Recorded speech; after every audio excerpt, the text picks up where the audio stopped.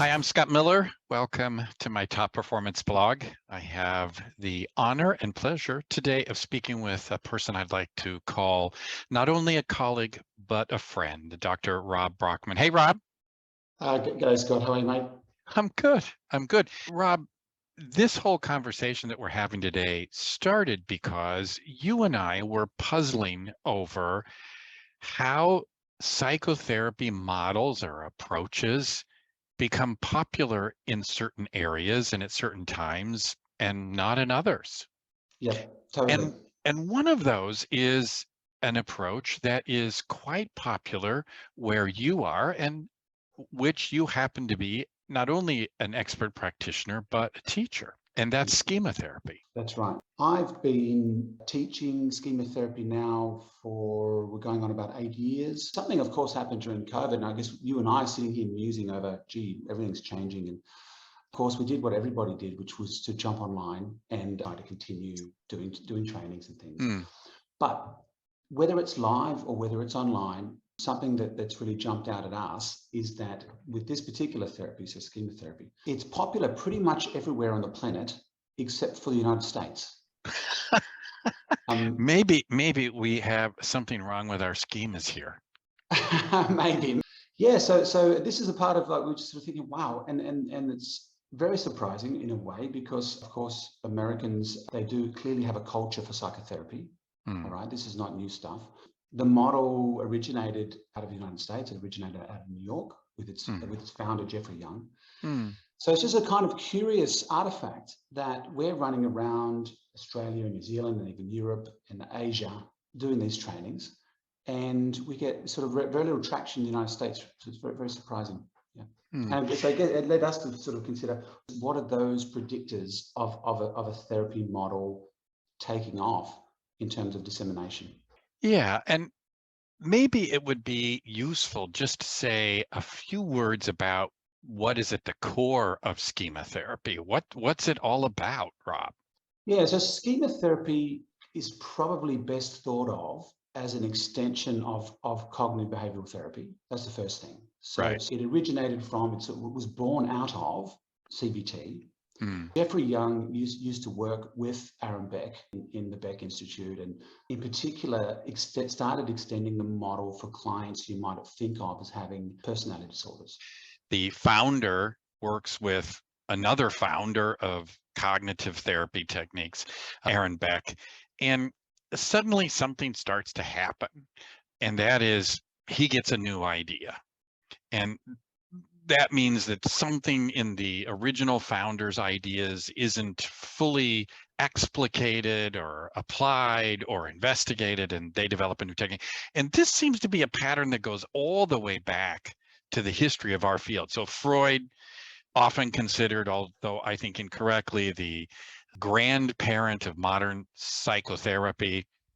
And pretty soon he has lots of followers, most of which are dissatisfied with that theory and begin to break off and talk about spiritual experiences, Jung, or who are looking at self-esteem, Adler, who are looking at the empathic frenzy, all sorts of different followers, and each one is a little bit dissatisfied with the founder.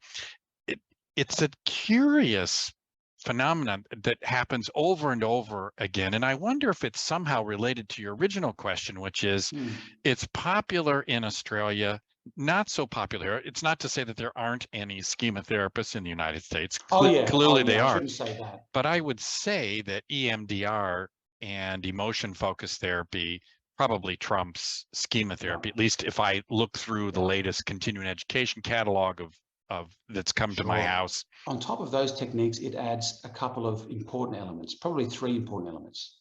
I'll say 4. I could keep going. The first one is that the model is attachment-based. Okay, so it uses the idea of core emotional needs as the underlying driver for human development and human well-being. Okay, so early maladaptive schemas and schema patterns develop to the degree that core emotional needs are unmet, generally in childhood. The second thing it brings in is a really clear mode framework. We go beyond a sort of looking at a person as a unitary sort of concept to being a series of parts of ourselves. So there might be a part of us that feels angry, and a part of us that feels guilty all the time, and a part of us that wants to run away and hide, and right, these kind of ideas. I was thinking that this sounds very familiar to me with Schwartz's internal family systems work. Yeah. And then also something that I participated in as a beginning psychologist many years ago about ego state therapy, that we had these strangulated affects, and ego states could be called up in us based on the context in which we were in, or independent of that context in maladaptive ways. But in any event, go ahead. Totally. So we get that question a lot. It seems that Schwartz's work came out about the same time as Jeffrey Young's work. And Jeff Young says that he wasn't affected by Schwartz's work. The ego state stuff's been around a long, long time. Yeah. And I really like, there's a book called Redecision Therapy. Yeah, I know it well. Is it the Goldsteins? I think.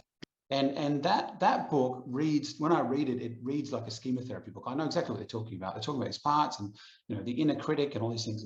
It's so similar to the way we work now.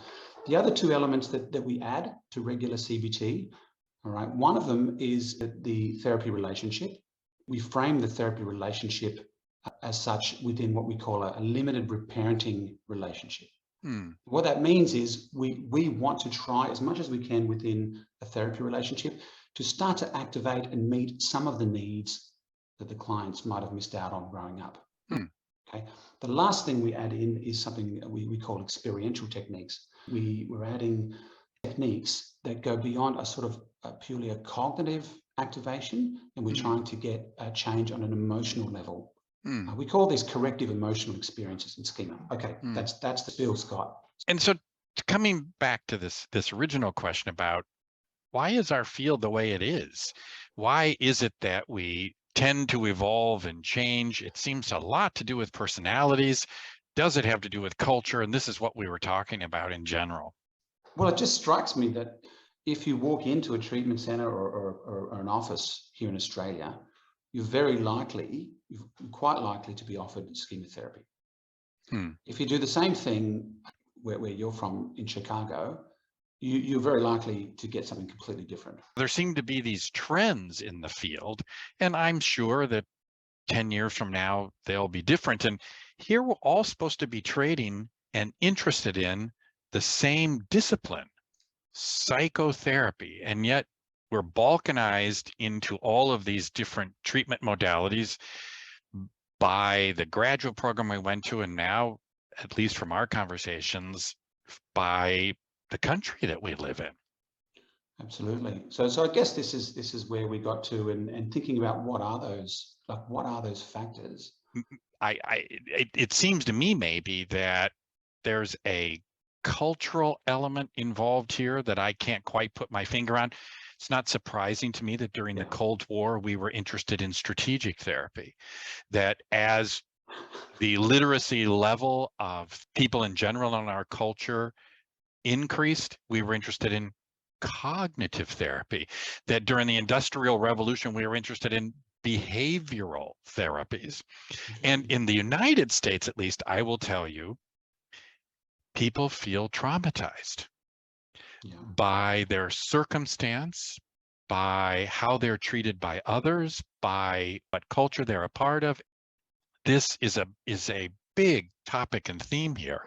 And as such, it doesn't surprise me that we're interested in cognitive reprocessing therapy and EMDR, in addition to America's emphasis on and history of pragmatism. It's a very practical and pragmatic approach. Because the culture, at least where I'm sitting in Australia, is, I think you bring up something interesting, which is that culture, like therapy models follow the culture that it sits in, and vice versa. And then you do wonder a little bit, is it a chicken or egg thing as well? You immediately can point to the roots of this in a variety of areas. And so do the therapists that come to our training. They're very quick to say, oh, this sounds a bit like this. So they're really, someone much cleverer than I, once said to me early in my career, "There's nothing new under the sun, Rob." And I think this is, whenever I talk to you, I'm reminded by that, because you have a very long history in your mind, especially about psychotherapy. All I can say is that schema therapy, one of the philosophies that's attracted me actually is that it's integrative. So it does have a core model. I think you probably need a core model about what you're trying to achieve. Historically, there are two broad trends when it comes to integration. One is technical integration, which means we take the best techniques from all approaches and we integrate them together. And the second one is theoretical integration. We take different ideas and we try to combine them. And I know that there's a whole movement, and was a movement in the United States, but I haven't found it tremendously compelling to most therapists. Yeah, the way we do it in schema, which feels about right for me, because I have been indoctrinated, right, is that, theoretically we remain consistent unless there's some change to the model, right? Unless we have good evidence to say, actually, it looks like the model should be more like this. But we sort of remain consistent with the model, okay? But that how you achieve change you could get there, several ways to skin a cat. Okay, so for example, what one of the key ideas in schema is that we would be helping clients heal to the degree that we help clients achieve satisfaction in their core emotional needs, especially those that have been violated or that remain violent. So if we help clients get closer to satisfaction in those needs, we would be promoting healing. That's part of the model. Now, how you achieve that right? There's many ways that might look like I'm getting my needs met for things like affiliation, for competence, et cetera, et cetera. Does that make sense? So that's how Absolutely. Integration. Yeah. So if you came to me and said, "Hey, I have this technique that really helps people feel connected to other people," I would be really interested to hear about that and willing probably to integrate that into what I'm doing. Yeah. Hey, Rob, if somebody wants to get in contact with you, how could they do that? Well, there's two ways, schematherapytrainingonline.com. Otherwise, you could just pop me an email at schematherapysydney@gmail.com. Perfect. That's it. It's that easy. Thanks for talking to me, Rob. Thanks, Scott. We'll talk soon.